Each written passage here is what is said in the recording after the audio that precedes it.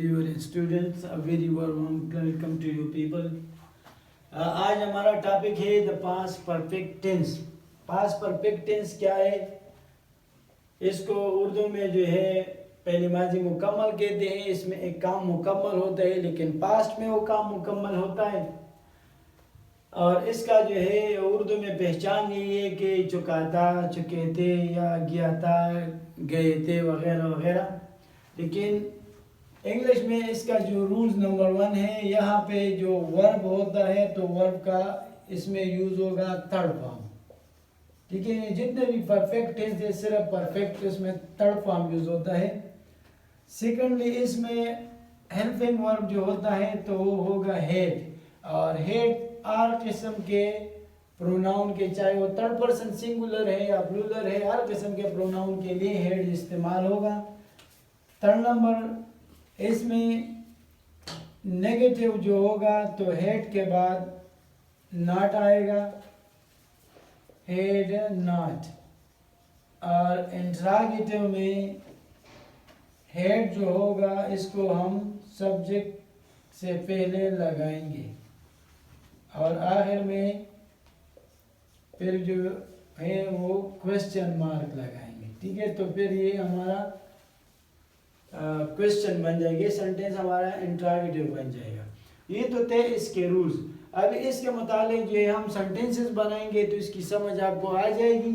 और इसके अलावा ये टेंस जो है दो एक्शन के लिए इस्तेमाल होते हैं, और वो एक्शन जो है एक एक्शन के शुरू होने से पहले वाला एक्शन स्टार्ट होते हैं। दो एक्शन होते हैं, एक पहला होता है, एक इसके बाद कंप्लीट होता है। दोनों कंप्लीट होते हैं लेकिन एक दूसरे के बाद कंप्लीट होते हैं।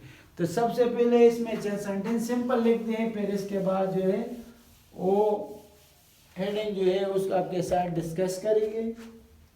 सिंपल सेंटेंस में बनाता हूँ। फॉर एग्जांपल मैं कहूँ कि शी हैड वर्कड हार्ड, तो ये एक सेंटेंस हुआ, शी हैड वर्कड हार्ड। तो इसके साथ ईडी लगेगा, यानी क्योंकि थर्ड फॉर्म लगेगा, और ये हेड है तो शी के साथ भी हेड है और हर एक के साथ हेड आएगा। अगर मैं कहूँ कि I had worked hard,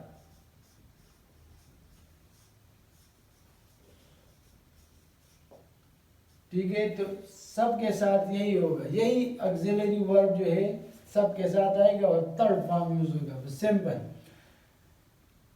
negative में मैं लिखूं कि for example we had not worked hard. बस सिर्फ और सिर्फ इसमें ये है कि वर्ब की तीसरी हालत होगी, थर्ड फॉर्म यूज होगा, और ऑक्सिलरी वर्ब जो होगा वो हेड होगा, हेड वी वर्कड हार्ड, और आखिर में साइन ऑफ इंटरोगेशन आएगा। तो ये सेंटेंस जो है ये इंट्रोगेटिव हुआ, ये नेगेटिव हुआ, और ये पॉजिटिव और ये भी पॉजिटिव। पॉजिटिव में ये नहीं होता है कि मिसाल के तौर पर हेड आएगा तो फिर फर्स्ट फॉर्म आएगा, बस वही थर्ड फॉर्म होगा।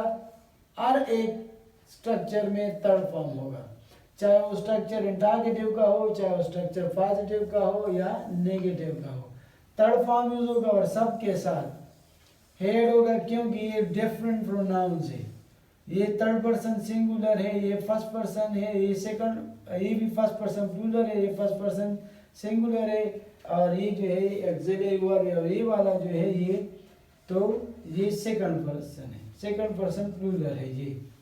तो सबके साथ हेड आएगा, सबके साथ वर्ब का थर्ड फॉर्म आएगा, और ये प्रोनाउन जो है ये चेंज होंगे। ये सिंपल टेंस से आसान है।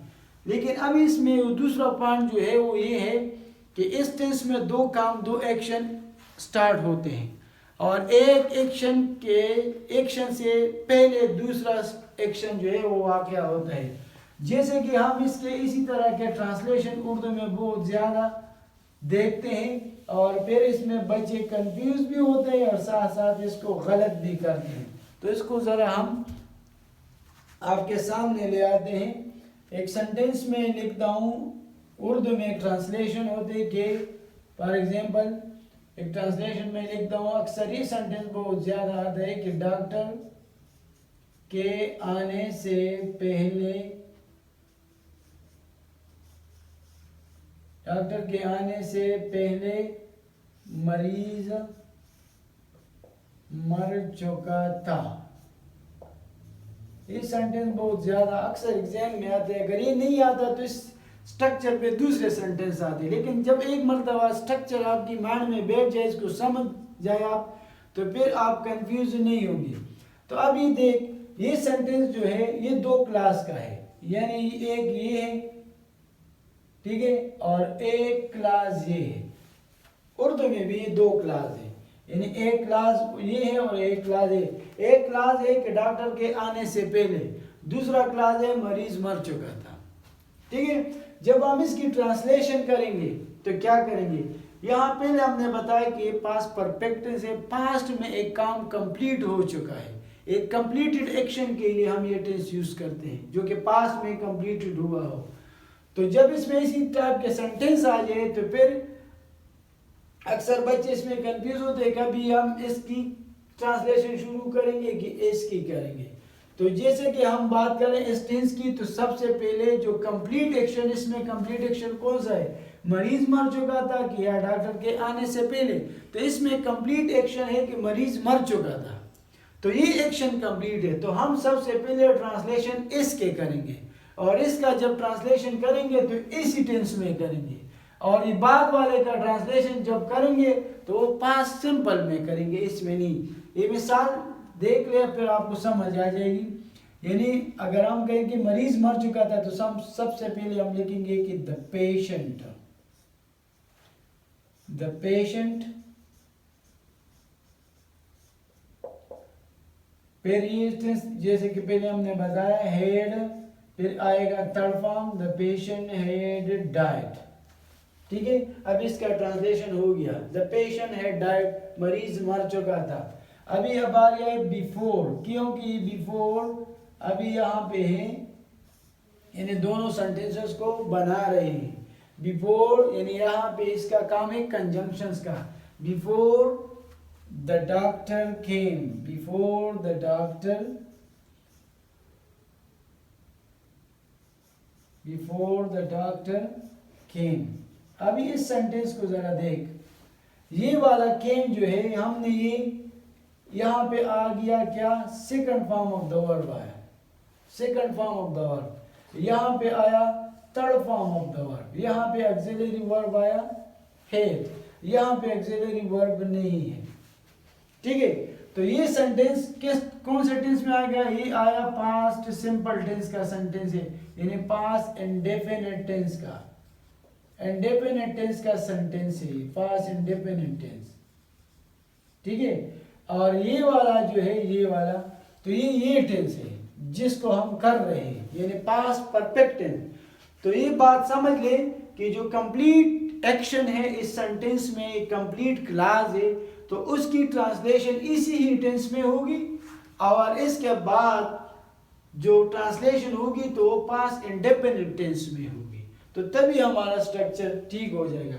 कभी कभार एक पॉइंट और भी, कभी कभार जो पेपर सेटर होते हैं, पेपर का जो पैटर्न बनाते हैं, तो वो कभी कभार इसी तरह करते हैं कि मरीज के आने से पहले डॉक्टर मर चुका था। ये तो जरूरी नहीं कि हमेशा मरीज मर चुका होगा, कभी कभार डॉक्टर भी मर चुका होता है, क्योंकि जब मरीज आते हैं तो डॉक्टर मर चुका होते हैं। तो कभी कभार इसी तरह करते हैं कि मरीज के आने से पहले डॉक्टर मर चुका था, तो अक्सर बच्चे फिर कंफ्यूज है इसी तरह। तो आपने रटा नहीं लगानी, यानी यहाँ पे आपने देखना है जो काम का, अगर डॉक्टर मरा हुआ है तो डॉक्टर को आपने ट्रांसलेट करना है कि डॉक्टर हैड डाइड, अगर मरीज मरा है तो फिर आपने मरीज को करना है। आपने सबसे पहले जो इसमें जो कंप्लीट एक्शन है उसकी ट्रांसलेशन इसी टेंस में करना है, इसके बाद दूसरा वाला की ट्रांसलेशन जब आपने फिर करना है तो पास्ट सिंपल टेंस है, पास्ट इंडेफिनिट टेंस में आपने करना है। अगर आपने इसको नेगेटिव या इंट्रागेटिव बनाना है। इस सेंटेंस को मिसाल के तौर पे नेगेटिव बनाते हैं तो आपने कहाँ पे जो है ये नॉट लगाना है, ये इंपॉर्टेंट क्वेश्चन है। तो हमने लगाना है जिस क्लास की हम बात कर रहे हैं, जिस टेंस की, उसी में होगा। द पेशेंट हैड, तो यहाँ पे हमने लगे the patient had not died, यानी दूसरे वाले क्लास। इस क्लास से हमारा कोई काम नहीं है, इस क्लास से हमारा कोई काम नहीं है कि इसको नेगेटिव करे या इसको इंट्रागेटिव करे या इसको चेंज करे। हमारे चेंज जो होगी जिस टेंस का हम कर रहे उसी टेंस के क्लास में हमारा काम होगा। The patient had not died before the doctor केम।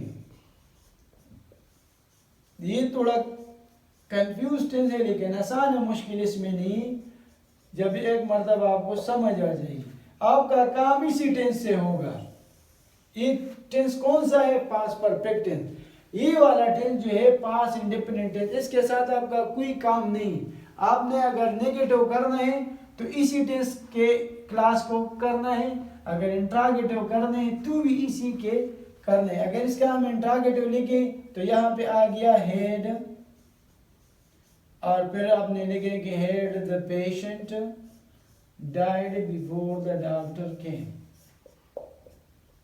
तो ये आसान है लेकिन एक मरतबा आपकी माइंड में बात बैठ जाए, had the patient died before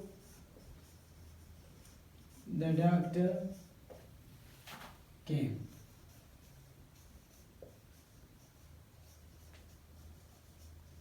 और यहाँ पे क्या? Sign of interrogation. तो ये इंट्रागेटिव है, ये नेगेटिव और ये पॉजिटिव। तो इस टेंस में एक पॉइंट से यही है।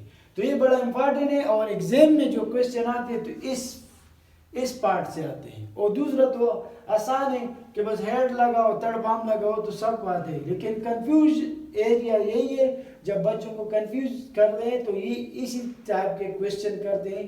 तो एक इसका एक पार्ट इसी टेंस में और दूसरा पार्ट जो है पास्ट सिंपल टेंस में यूज होता है। और आपको ये समझना चाहिए, रटा नहीं लगाने, बल्कि ये चीज़ माइंड में बिठाना चाहिए आपको और बार बार इसकी प्रैक्टिस करना चाहिए। लेकिन एग्जाम में इसी पॉइंट से क्वेश्चन आते हैं, दूसरे से नहीं, इसी से ज़्यादा आते हैं, या इंट्रागेटिव या नेगेटिव या पॉजिटिव।